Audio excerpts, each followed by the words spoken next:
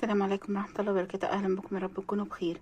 النهاردة هنعمل مع بعض طريقة العدس. طبعا احنا في الشتاء والجو برد، فالعدس بيدفي جدا في الشتاء. انا عايزة نص كيلو عدس زي ما احنا شايفين كده، بس طبعا هنغسله كويس جدا. دلوقتي زي ما احنا شايفين كده احنا غسلنا العدس. دلوقتي بقى عايزين زي ما احنا شايفين كده طماطمايه او 4 طماطمايات.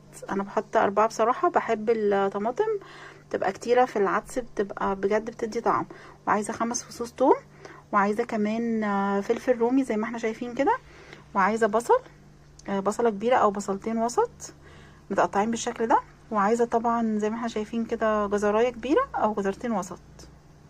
دلوقتي طبعا هنكون حاطين على النار رتل ونص مية بتغلي، وهننزل بالمكونات دي كلها عليها كده. زي ما احنا شايفين المية هي ده لتر ونص مية بيغلي. هننزل بقى عليها بالعدس والخضار اللي انا وريته لكم دلوقتي ده كده. طبعا زي ما احنا شايفين كده المية بتغلي، هننزل بالخضار بقى عليها والعدس كمان كده. زي ما احنا شايفين نزلت بالعدس والخضار اللي انا قلت لكم عليه، ومعلقه صغيره كمون، معلقه صغيره كزبره ناشفه، وكمان نص معلقه ملح او معلقه، الملح حسب الرغبه، وكمان نص معلقه صغيره فلفل اسمر عشان ما يبقاش حراق.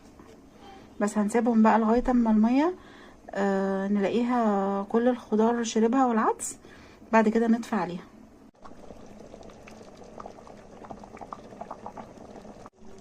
كده. زي ما احنا شايفين بدأ يشرب ميته كده.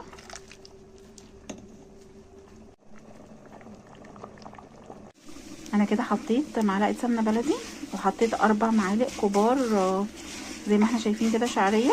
طبعا هنحمرهم ونخليهم على جنب دلوقتي لما العدس يستوي، ونضربه في الخلاط او الهاند بلندر كده. زي ما احنا شايفين الشعريه استوت، هنخليها على جنب لغايه ما العدس يستوي كده. زي ما احنا شايفين انا حطيت معلقه سمنه بلدي، وقطعت بصلايه كده صغيره زي ما انتم شايفين كده. دلوقتي بقى هحمرها كده، وبعد كده انزل عليها، يعني انزل بيها على العدس. دلوقتي البصله زي ما احنا شايفين كده تمام كده اتحمرت، هنزل بيها على العدس بقى كده. زي ما احنا شايفين نزلت بالبصل المتحمر على العدس. دلوقتي بقى هنخلطه هنقلب كده. دلوقتي بقى هنخلطه دلوقتي زي ما احنا شايفين كده في الخلاط يا بالهاند بلندر براحتكم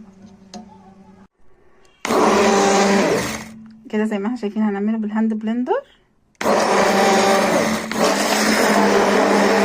وكده. خلاص بصوا